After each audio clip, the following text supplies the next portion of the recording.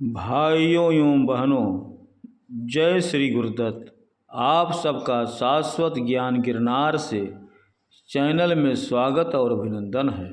भाइयों बहनों, श्री कृष्ण और श्री राधा दोनों ही भारत की संस्कृति में इस तरह रचे बसे हैं। इन दोनों को अलग अलग करके देखना एक प्रकार से असंभव है, किंतु बहुत लोगों को ये जानकर हैरानी होगी कि राधा का वर्णन मूल व्यास महाभारत में है ही नहीं।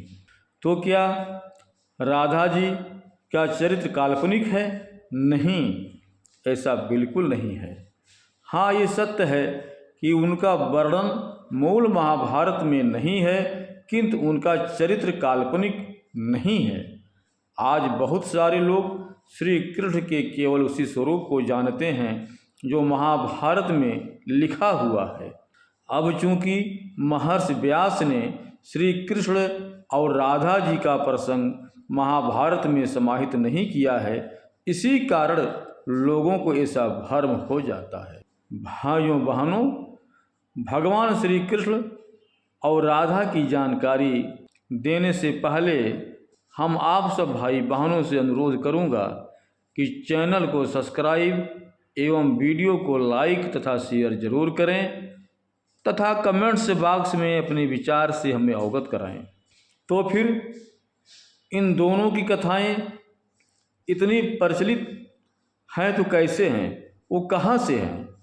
वो वास्तव में पुराणों में वर्णित हैं।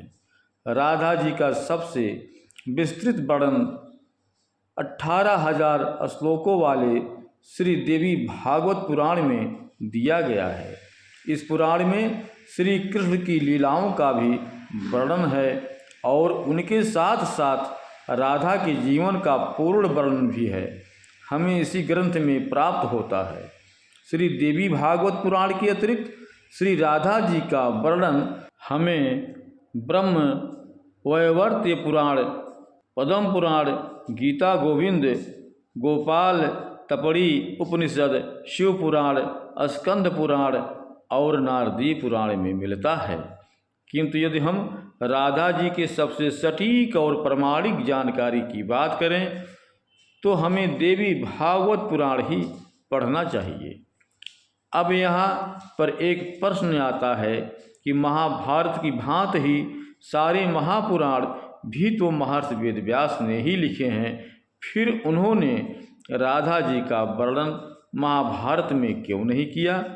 इसका उत्तर ये है कि महाभारत संसार के समस्त ज्ञान का एक निचोड़ है। इसीलिए कहा जाता है कि महाभारत में नहीं मिलता वो कहीं नहीं मिलता, किंतु महाभारत में जो कुछ भी है उसके बारे में विस्तृत जानकारी प्रदान करने के लिए ही महर्षि वेदव्यास ने पुराणों की रचना की। मतलब महाभारत में जो संक्षेप में है या नहीं है उसके विस्तृत वर्णन के लिए महापुराण है, और जो कुछ भी महापुराणों के लिए भी कम पड़ गया उसे व्यास और अन्य महर्षियों ने उपपुराणों में समाहित किया है। प्रत्येक चीज़ का ऐसा विस्तृत वर्णन आपको संसार में हिंदू धर्म के अतिरिक्त और कहीं नहीं मिलेगा।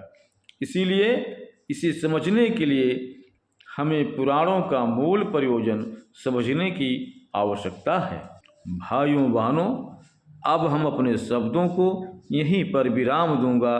पुनः मिलेंगे अगले वीडियो में। जय श्री गुरुदत्त, जय श्री गुरुदत्त।